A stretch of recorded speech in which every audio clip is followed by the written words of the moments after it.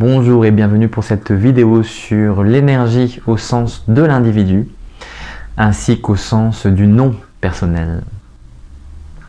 Donc la distinction, c'est pas tout à fait une opposition parce que ça veut dire que le non personnel, c'est-à-dire lorsque l'individu n'est pas la référence, serait l'inverse du fait de rattacher les choses à un individu. Tout simplement quand il n'y a pas d'expression individuelle, même si ça se fait à travers l'individu, eh bien on peut tout simplement pas en parler, c'est-à-dire qu'il n'y a pas de description possible. Alors on va essayer de faire une description de l'ensemble quand même, mais l'expérience directe de la chose ne peut pas être décrite. On va quand même essayer de tourner autour du pot. Le travail d'éveil, tout ce qui est en rapport avec la voix, avec votre propre voix, c'est quelque chose qui au départ se réfère systématiquement à l'individu. C'est-à-dire que je fais un effort, j'essaye de m'éveiller, m'éveiller qui? M'éveiller moi. Et en fait, on voit que tout se rattache au système individuel, c'est-à-dire ce qu'on appelle couramment l'ego. C'est pas forcément un mal parce qu'il faut quand même un moteur, une énergie pour démarrer. Et s'il n'y a pas à un moment donné un questionnement, une remise en cause de notre réalité, qui souvent se fait sous l'égide de l'individu, qui en général, parce qu'il souffre trop de sa situation, va essayer de se débattre dans sa situation, et finalement, soit arriver dans un moment de dépression, soit arriver à un moment de rébellion, et va finir par s'extirper de ces cases et trouver dans la réalité même une échappatoire. On dit un échappatoire? Un échappatoire, pardon. Voilà. Donc, souvent, c'est grâce à l'individu, donc à l'ego, qu'on va sortir finalement des réalités communes. Mais attention, parce que l'ego ne peut pas effacer l'ego. Donc, souvent, lorsqu'on dit, par exemple, dans la méditation, qu'il faut faire le vide, et donc ça veut dire s'extirper de l'individu, eh bien on ne peut pas le créer par soi-même. On ne peut pas penser, je veux ne pas penser. C'est comme la fameuse, la fameuse situation, si on vous dit de ne pas penser à un éléphant rose, c'est exactement ce que vous allez faire. Donc vous allez penser à l'éléphant et pas être dans le vide. La méditation c'est pareil, si on vous dit de faire le vide, vous allez penser à tout sauf vous allez penser à tout, donc, mais ne pas être dans le vide. Et c'est pareil pour l'individu, il ne peut pas échapper à lui-même, même s'il le décide, surtout s'il le décide. Et donc ça, c'est un piège dans lequel on va tomber, mais du coup, c'est insoluble. Comment alors on fait, puisque au départ, on est forcément lié à cette dualité de l'individu? Comment on peut ne plus être dans cette prison et retrouver sa liberté et sa nature première? Donc ça, c'est vraiment une question fondamentale. D'où le fait de travailler dans les énergies individuelles, parce que cet effort permanent, en fait, pour pouvoir gérer ses émotions, gérer son aspect affectif, réussir un petit peu à mettre en place ses projets, s'équilibrer dans la vie tout simplement, c'est quelque chose qui est en rapport avec l'individu. Donc ce sont les énergies tout simplement grossières que l'on va travailler au fur et à mesure de notre cheminement. Et ces énergies, au fur et à mesure, vont se raffiner pour pouvoir un petit peu s'abandonner. Mais ce n'est pas quelque chose que l'on va faire par la volonté, c'est quelque chose qui arrive. C'est-à-dire que c'est une conséquence du cheminement, effectivement, mais qui n'est finalement pas liée à l'individu. En fait, c'est un petit peu comme un diamant brut. On va le polir et à un moment donné, la lumière va passer à travers. Mais ce n'est pas parce que le diamant est est en train de faire passer la lumière, c'est simplement que la lumière a toujours pu passer, mais le diamant se rend compte à un moment donné qu'il peut l'aider à la faire passer.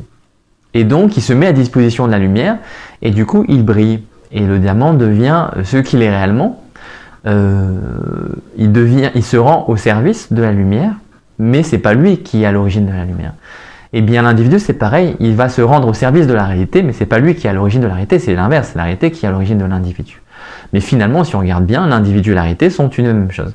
Donc c'est vrai que lorsqu'on passe par des pratiques, lorsqu'on cherche, lorsqu'on chemine, on peut tout à fait trouver la réalité, Donc il n'y a pas de chemin qui soit moins bon entre guillemets qu'un autre. Simplement, c'est que tant que l'individu se prend comme référence, il ne pourra pas laisser passer la lumière correctement. Le lâcher prise, comme on dit, à un moment donné, doit se faire par la grâce des choses. Et c'est les aspects donc non personnels qui vont tout doucement transparaître et vont coexister avec les aspects personnels.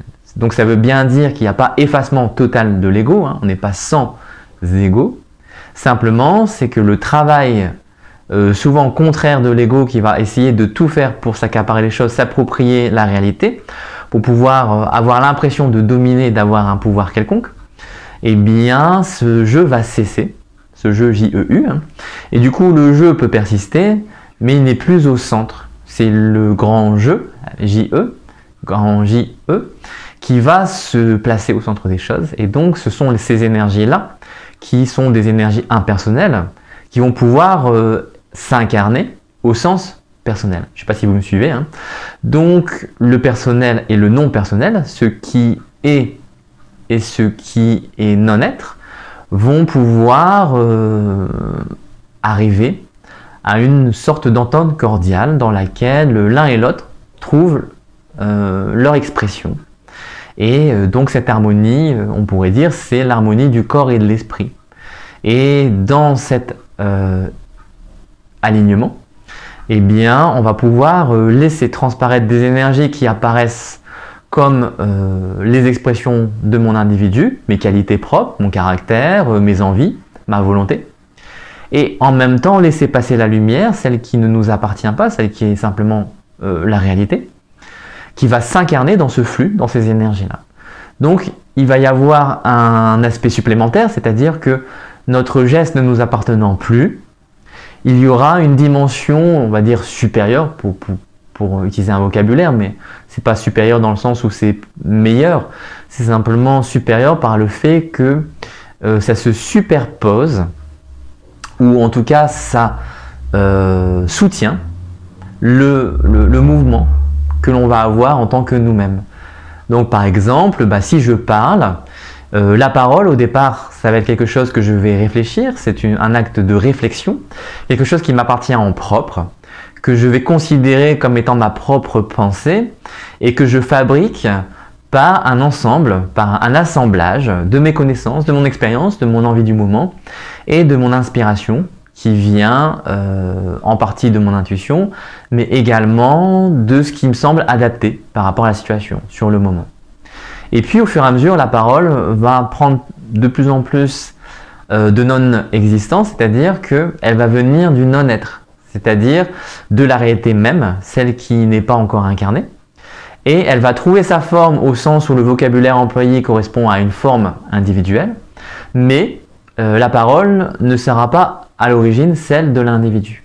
En fait, les mots vont venir entre guillemets de nulle part, c'est ça qui peut paraître magique, mais ils ne seront pas la source, la conséquence d'une réflexion. Ils seront simplement là spontanément, puisque la réalité étant présente et archi-permanente, eh bien, ils seront issus de ce potentiel-là.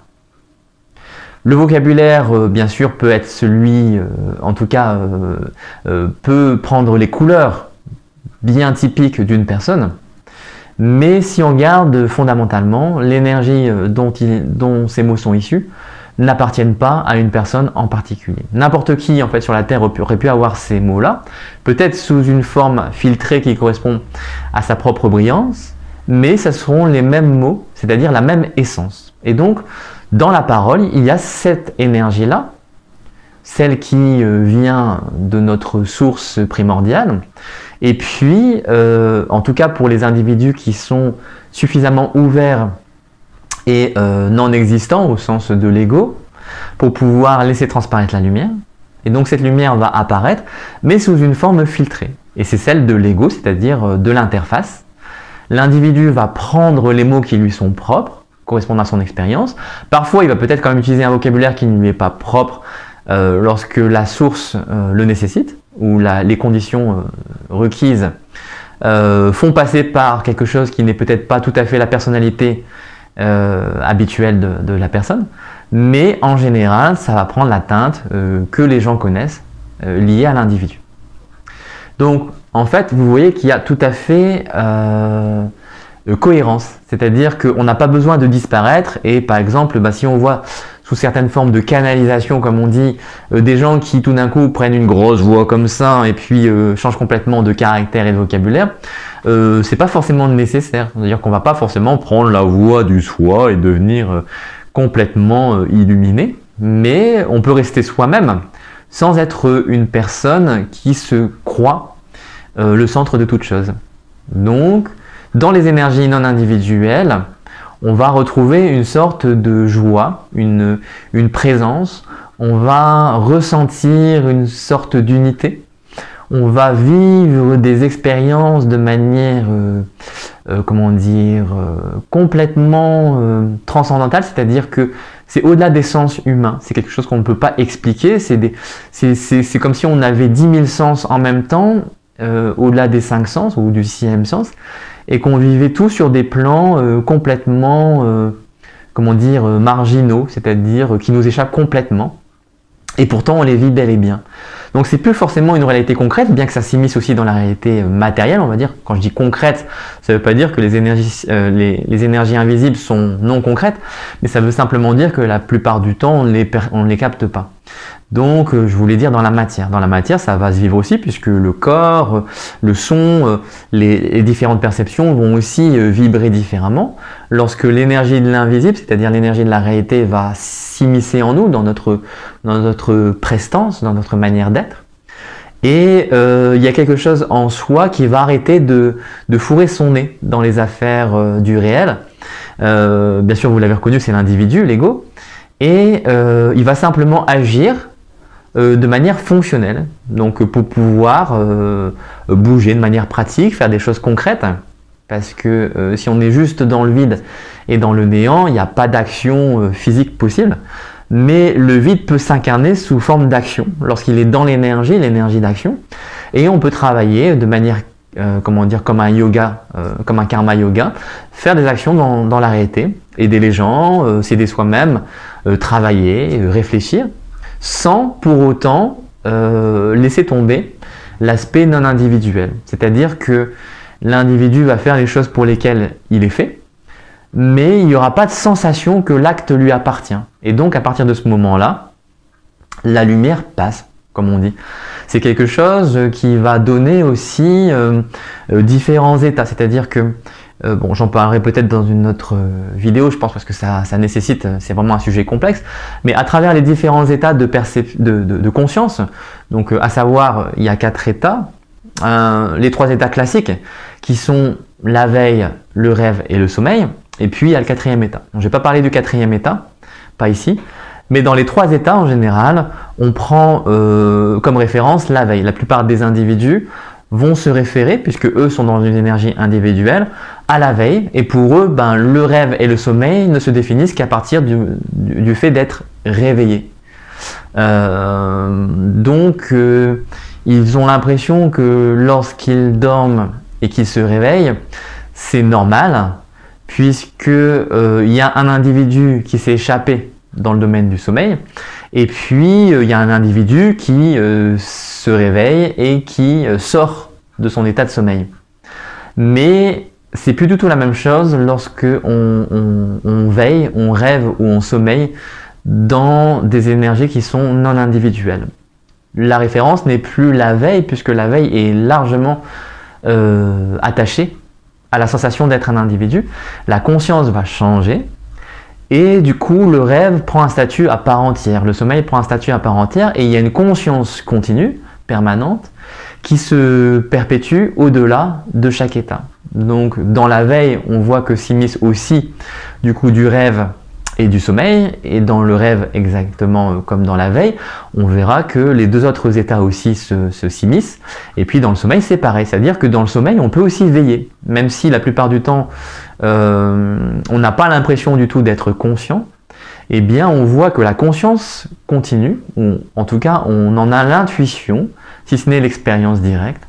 Il n'y a pas de disparition de la conscience dans le sommeil profond. Donc finalement, en fait, quel que soit l'état qu'on traverse, il n'y a pas de changement au sens de la conscience. C'est-à-dire que dans la veille, dans le rêve ou dans le sommeil, la conscience est toujours présente, indivise et sans changement. Voilà. Cette expérience, c'est une expérience des énergies non individuelles. Donc tout doucement, lorsqu'on perd ses références, par exemple, on fait souvent des choses au quotidien et on se demande ce que ça va nous apporter, quelle utilité ça va être. Par exemple, quand je fais des courses, c'est parce que j'ai plus à manger dans mon frigidaire, donc si je veux pas avoir faim, si je veux me nourrir, je fais ces courses. Je vais au travail parce qu'il faut que je gagne ma vie, ou si j'aime bien mon travail, parce que je dois aider mes collègues, et donc je le fais pour eux, mais aussi pour moi. Et donc chaque action que je vais faire, rencontrer une personne, aller faire une course, aller faire du sport, etc., c'est pour moi. Et donc du coup ça veut dire qu'il y a des actions qui sont bonnes, des actions qui sont mauvaises, des actions qui sont agréables, des actions qui sont désagréables. Il y a des choses que j'aime, des choses que je n'aime pas. Au bout d'un moment de pratique, on se rend compte que ces références tombent. C'est-à-dire que je ne fais pas des choses, bien sûr il y a toujours des choses que j'aime et des choses que je n'aime pas, puisque comme je le disais, comme j'expliquais tout à l'heure, l'individu ne disparaît pas. Donc lui, il a toujours ses goûts et ses couleurs, comme on dit, mais il ne s'attache plus autant au fait d'engendrer une action qui lui bénéficie. Donc, je vais pouvoir faire des choses pénibles sans râler, sans avoir la sensation que c'est justement pénible.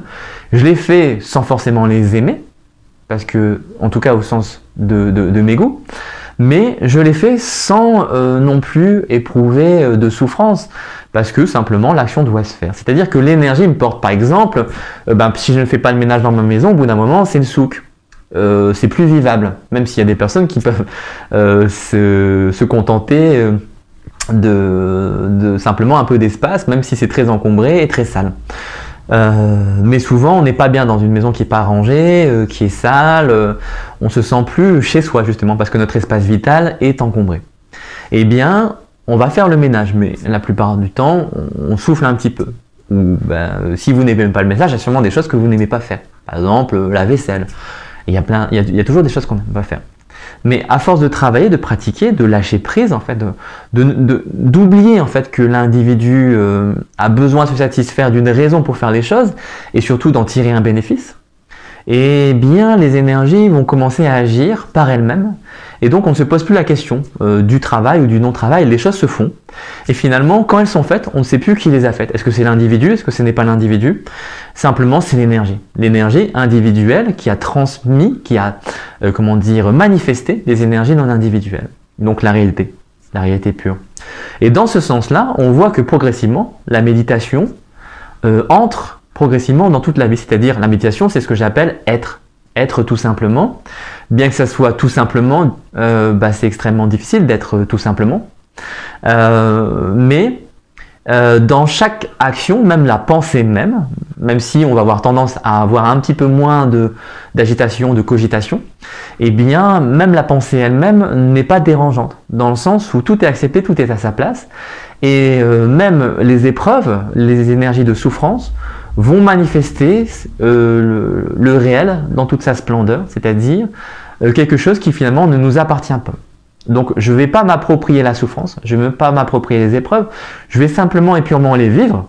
Donc je vais souffrir comme tout être humain, je vais vivre de l'émotion, je vais justement exercer une grande sensibilité, je ne vais pas être du tout complètement indifférent aux choses. Ça c'est ce que les gens ne comprennent pas, c'est que lorsque je ne suis plus dans l'attachement à l'individu, ça ne veut pas dire que je ne ressens plus rien. Au contraire, parce que justement l'individu ne met plus ses filtres, je ressens les choses, je les prends en pleine figure, c'est de manière beaucoup plus forte, 10 000 fois plus fort que si j'étais en train de sélectionner avec l'ego.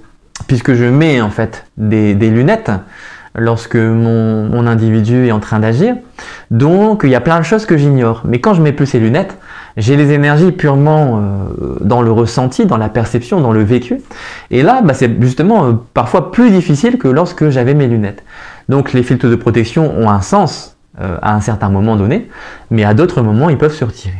Et donc cette sensibilité-là, c'est une manifestation du fait qu'on est moins dans les énergies individuelles, en tout cas moins dans l'accaparement, et on est un peu plus dans la chose simple, telle qu'elle est. C'est quelque chose qui est mouvant, qui est tout à fait vivant. C'est quelque chose qui va s'exprimer et qui va prendre des dimensions incroyables. Donc, je vous donne un exemple.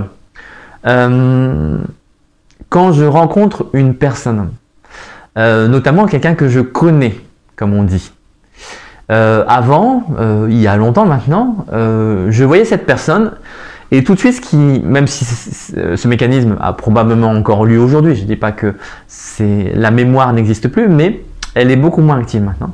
Et donc il y avait cette phénomène de mémoire. Je savais qui il était. Voilà, par exemple, je rencontrais Hervé, et je savais qu'il a 32 ans et que ça fait 20 ans qu'on se connaît, on est amis depuis longue date, etc. Il aime jouer, je sais pas, au basket, c'est une personne intelligente, sportive, etc. Et donc il y a tous ces calculs-là qui venaient, même si j'en avais pas conscience. Et donc quand je me référais à Hervé, c'était toute cette connaissance-là qui venait de manière inconsciente, mais toujours présente, qui faisait que j'agissais en fonction de cette expérience-là. Et puis au fur et à mesure, j'ai appris à oublier, c'est-à-dire que les énergies vont se renouveler. Tout simplement parce que la réalité, le réel est dans le présent. Il n'y a pas de passé, il n'y a pas de futur, il n'y a que le présent. En fait, le présent disparaît puisqu'il n'y a même plus de temps. Et bien dans ce non-temps, il y a un non-individu en face de moi. Alors c'est bizarre à considérer, mais ce que je vois aujourd'hui, c'est plutôt une énergie. Donc je vois bien sûr physiquement quelqu'un, mais en fait ce que je vois, c'est plutôt quelque chose d'un petit peu fantomatique, flottant, comme si c'était quelque chose d'un peu flou. Je vois pas une personne au contour bien précis, au caractère bien défini, je vois des énergies, des choses qui bougent. Et je vois aussi l'être à travers la personne, c'est-à-dire que fondamentalement, il y a un respect, il y a une grâce en l'individu qui se présente en face de moi, qui inspire, qui est profondément, devant cet être, il n'y a que c'est une sorte de révérence intérieure qui se fait. Il y a un amour, il y a quelque chose, un partage, une joie à rencontrer la personne au sens de l'être. Parce que avant d'être une personne, elle est l'être. Et cet être-là est tout le temps présent, omniprésent, il n'a jamais disparu et il sera toujours là. Donc il y a cette sensation-là. Et puis, au sens de l'individu, il y a un renouvellement, parce que cette personne-là, elle me surprend tout le temps. C'est-à-dire que bien que je connaisse des choses d'elle, quand je la rencontre, elle m'apprend qui elle est vraiment, sur le moment. Mais qui elle est vraiment sur l'instant, parce que l'instant d'après, qui en fait est le moment présent, elle sera une personne différente, et donc je me laisse aller à cette surprise.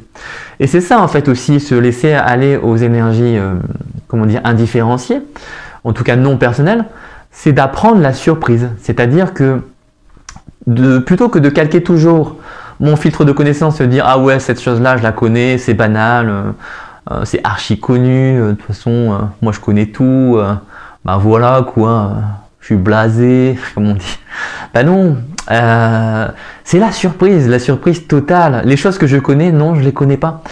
Je garde dans un coin de ma tête, de mon cerveau, des connaissances, mais il y a un émerveillement comme l'enfant, en fait. C'est comme l'enfant. Lui, il oublie tout et il s'émerveille du moment. Et il peut redécouvrir son hochet ou sa petite voiture ou sa petite poupée. Ou il peut vous sourire, mais quand il vous voit pour la première fois. Et c'est pareil pour vous aujourd'hui. Si vous en avez l'expérience ou vous êtes en train d'en être une expérience ou que ça vous intéresse, encouragez ce phénomène de renouvellement. De ne pas regarder les choses comme si vous les connaissiez, mais plutôt d'apporter un regard neuf, comme si justement c'était la première fois que vous les découvriez. Et c'est cette émergence qui fait que tout doucement, on sort du personnel, parce que le personnel, lui, il veut garder le cadre. Et vous avez remarqué, par exemple, quand on vieillit, il y a beaucoup de personnes âgées qui se restreignent. Moi aussi, je vieillis. Je manque d'énergie, il faut que je respire. Voilà. Alors, du coup, quand on vieillit, en fait, souvent, le mental s'accroche parce que, à l'arrivée de la mort, on a besoin d'être de plus en plus dans des choses solides, concrètes, sur lesquelles on peut s'appuyer. Mais l'appui, en fait, ça fait qu'on perd de vue la réalité et la surprise du moment. Donc en fait, on s'éloigne de la vie en s'accrochant à la vie. C'est vraiment ce qu'on appelle être un zombie ou un mort-vivant. C'est-à-dire qu'on renonce au goût de l'expérience, de l'original, pour pouvoir essayer de conserver un phénomène qui finalement ne sera pas conservable. La vie nous échappe en permanence, on est en permanence en train de mourir.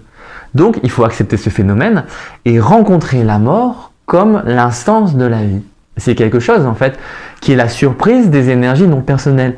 Le personnel, lui, il a besoin d'un cadre, il est défini, donc c'est normal aussi d'avoir un petit peu peur de la mort et des choses inconnues.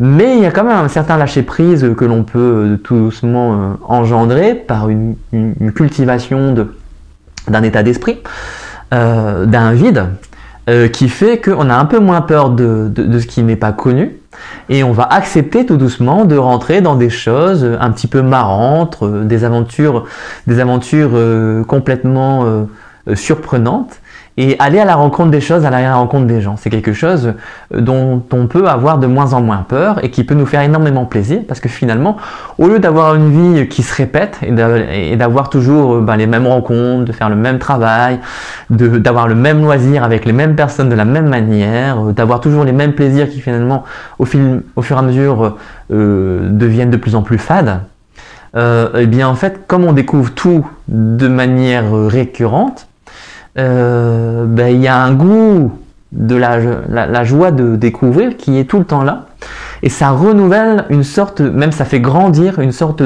d'amour pour les choses, d'amour pour la vie, une sorte de joie permanente, quasi permanente en tout cas, et qui même dans les épreuves va persister. Et c'est ça en fait l'énergie non personnelle, c'est quelque chose qui nous porte, qui nous donne de l'énergie en tant qu'individu, et qui va faire qu'on va s'épanouir personnellement. Mais c'est pas le personnel le plus important. Le personnel n'est qu'une petite manifestation, un petit peu comme sur la planète. Il y a par exemple une magnifique fleur qu'on peut observer dans la nature, mais ce n'est qu'une fleur qui va grandir, pousser, et puis à un moment donné se faner. Elle a un temps d'existence court. Mais ce qui est impressionnant, c'est l'énergie, c'est-à-dire le vivant qui a pu lui donner naissance. C'est ça qui est impressionnant. Et puis c'est vrai que la fleur en elle-même est magnifique. Et il y a plein de choses sur Terre qui sont magnifiques, il y a plein de choses qui sont horribles. Mais même dans l'horreur, on peut percevoir la vie, le vivant, qui va faire jaillir les choses. Et c'est ça en fait la réalité que l'on peut individuellement vivre et reconnaître comme quelque chose qui nous dépasse, qui nous transcende, et en même temps que l'on expérimente là sur le moment. Donc, les énergies personnelles et les énergies non personnelles, finalement, n'ont pas tellement de différence. Simplement, c'est que c'est une perspective. Lorsqu'on est l'individu, on a l'impression que le cadre, il est juste ce que l'on voit. Et quand on n'est plus dans l'individu, en tout cas qu'on n'est plus individuellement la référence, eh bien la sensation, c'est que le cadre individuel n'est plus la référence et qu'il y a plein de choses que l'on perçoit d'un coup, mais c'est pas des choses forcément qu'on peut définir facilement, parce que comme il n'y a plus la référence individuelle, on peut plus les accrocher aussi facilement. Et donc il y a beaucoup de choses qu'on va oublier lorsqu'on a des expériences d'éveil. Souvent la majorité des choses, on peut plus s'en souvenir, parce que la réalité n'est pas tangible. Elle est tangible au centre de l'expérience directe, donc on peut dire qu'on vit la réalité, mais on peut pas s'y accrocher, on peut pas s'en souvenir, ou c'est difficile en fait à retranscrire. C'est pour ça que on peut le tenter en poésie de manière artistique, mais ce n'est qu'une tentative, parce que le réel va toujours nous échapper. Et même ici, les mots que j'emploie ne font que tourner autour du pot. Il n'y a pas en fait de moyen d'exprimer le réel. Par contre, on essaye. Et en fait, à travers les vibrations, les mots, l'art, la poésie, la parole, le partage, l'action, on va faire vibrer le réel, même si finalement, quand on essaie de le comprendre, il nous échappe. Simplement, ce qui est important, c'est de le vivre directement. Et en fait, pour sortir de l'individu, il faut et il suffit de vivre les choses. C'est la condition sine qua non. Et en fait, à partir du moment où vous vivez les choses, il n'y a pas tellement besoin de paroles, il n'y a pas tellement besoin d'explications. C'est quelque chose qui est là. Ça ne peut pas ne pas être là. Les énergies sont simplement unies. Et finalement, on voit qu'à un moment donné, on sort de cette dualité. Ici, j'ai fait quand même la distinction énergie individuelle et non individuelle. Mais l'expérience montre qu'à un moment donné, cette question-là n'existe plus. En fait, au fur et à mesure qu'on évolue, et peut-être c'est ce que vous posez, peut-être vous le comprenez très bien, c'est que il y a des questions qui tombent. Donc le fait du personnel et du non personnel, ça tombe parce qu'à un moment donné, il y a tellement plus de références que ça ne veut plus dire grand-chose de dire il y a un individu, il n'y a pas d'individu. Oui, il y a un individu sous une certaine perspective, mais c'est une certaine perspective qu'on considère que comme une facette de la réalité, et elle existe réellement. Mais elle n'est pas la réalité entière, pas la réalité forcément fondamentale. Et donc l'essence qui la supporte existe aussi, et toutes ces expériences-là, on peut les faire de manière simultanée. Il n'y a pas quelque chose où on atteindrait un état d'esprit, une conscience supérieure, où il n'y aurait plus d'individus, et on serait parfaitement dans le vide. Il peut y avoir des expériences momentanées, mais en fait, la réalité comporte tout. Et en fait, il y a aussi bien la transcendance que l'immanence. Et le fait de pouvoir être vraiment dans l'éveil, c'est le fait d'avoir accès aussi bien à la transcendance qu'à l'immanence. Donc il faut être aussi capable de redescendre dans les couches, pas seulement de monter et d'être en ascension, c'est de vivre aussi en tant qu'individu les choses, bien qu'on ne confonde pas la réalité avec l'expérience de l'individu. Voilà, et c'est pour ça que sur le chemin, il n'y a pas forcément à rejeter les qualités individuelles, les qualités de l'ego, les caractéristiques de l'ego, pour quelque chose qu'on appellerait l'éveil, qui serait quelque chose de surhumain. On peut tout à fait conserver son humanité sans s'y attacher, sans croire, sans se laisser berner par cette illusion que je suis un individu. Je ne suis pas cet individu, mais cet individu incarne la réalité et en tant que tel, je le respecte, je le vis pleinement. C'est tout simple. Voilà. En tout cas, c'est aujourd'hui pour l'instant ce que je peux vous partager. Si j'ai pas été trop maladroit, je l'espère dans mon expression. C'est toujours pas évident parce que vient ce qui vient. Quand je fais les vidéos, c'est toujours un petit peu la surprise. Je découvre un petit peu en même temps que vous, c'est-à-dire que les mots qui sortent, comme j'expliquais, viennent la plupart du temps de l'énergie. Et donc je ne sais pas, même si j'ai parfois un thème, parfois je n'ai pas de thème, mais ça vient comme ça. Et je laisse parler, donc je découvre aussi. Et c'est aussi ce plaisir-là de la découverte qui est génial dans le partage, c'est que finalement les mots ne m'appartiennent pas. C'est pas Jérémy qui a dit ce discours, qu'il soit bon ou mauvais ou neutre. Ça n'a pas d'importance de juger la qualité, peu importe. C'est seulement à vous de voir si vous voulez écouter ou non. Mais dans tous les cas, et à voir aussi moi si j'ai envie de partager ou non. Mais dans tous les cas, ça sort, ça s'exprime, ça a envie de le faire et c'est tout. Il n'y a pas de question à savoir est-ce qu'il faut le faire, comment il faut le faire, est-ce que ça sera bien, est-ce que les gens vont apprécier ou non. C'est tout simplement là et c'est tout. Voilà. Un exemple, par exemple, d'action et de mise en application, entre guillemets, de l'adéquation et de la coexistence entre l'aspect personnel, le plaisir de partager en tant qu'individu, et les énergies qui vont s'exprimer à travers l'individu, mais qui ne lui appartiennent pas. Voilà. Je vais m'arrêter là, et je vais souhaiter à chacun d'entre vous une belle journée, une belle soirée. À bientôt!